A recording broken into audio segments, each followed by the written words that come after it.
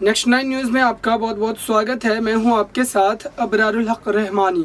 ज्योतिरादित्य सिंधिया जिस तरीके से कांग्रेस पार्टी से खुद को अलग करके भारतीय जनता पार्टी का दामन थामे थे, तो उससे ऐसा लग रहा था कि भारतीय जनता पार्टी उन्हें कई दशकों तक जो है बीजेपी में एक सम्मान के साथ रखेगी। लेकिन जैसे ही उनको जाने के बाद मात्र 1 साल 1.5 साल की बात कहें तो अब उनके साथ बड़ा धोखा किया गया बीजेपी के द्वारा।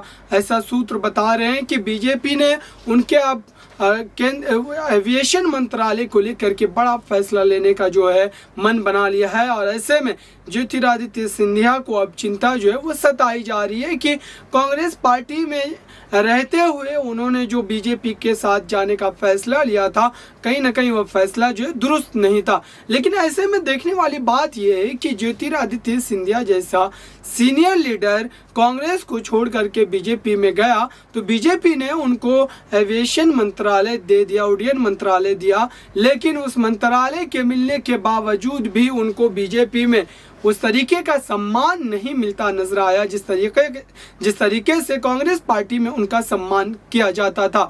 अब देखने वाली बात ये होगी कि ज्योतिरादित्य सिंधिया बीजेपी में अपने हुए इस अपमान का बदला किस तरीके से लेते हैं। क्या वो फिर से एक बार कांग्रेस के खेमे में शामिल हो सकते हैं, या वो इन सब चीज़ों को झेलते हुए भी बीजेपी में ही बने रहेंगे, क्योंकि हर कोई नेता मुनाफे की राजनीति करना चाहता है। ऐसे में बीजेपी से अच्छी पार्टी फिलहाल जो है उनको कोई नहीं लग रही है। इसलिए इतनी सारी चीज़ें झेलने के बावजूद भी बीजेपी के साथ बने हुए, हालांकि बीजेपी के कई नेताओं ने उनको इशारों में कई बार उन पर तंज भी कसा है।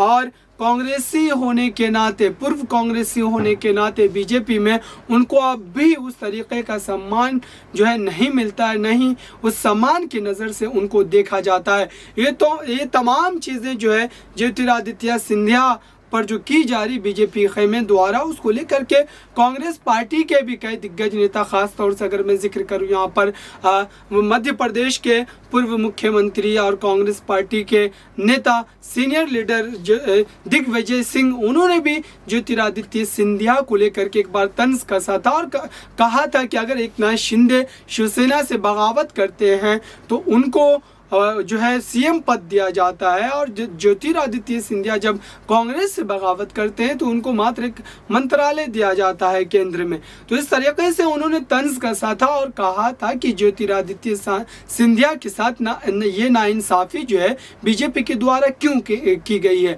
लेकिन इस एक तरीके से कई फिक्रमंदी को आप तंज में देख सकते हैं, क्योंकि दिग्विजय सिंह उन पर निशाना ही साध रहे थे।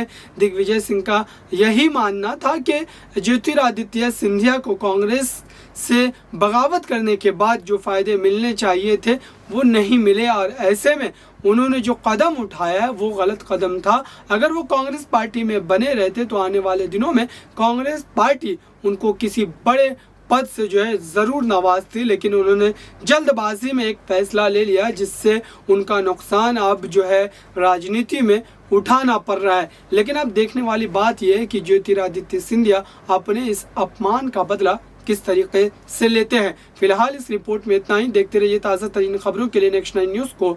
धन्यवाद।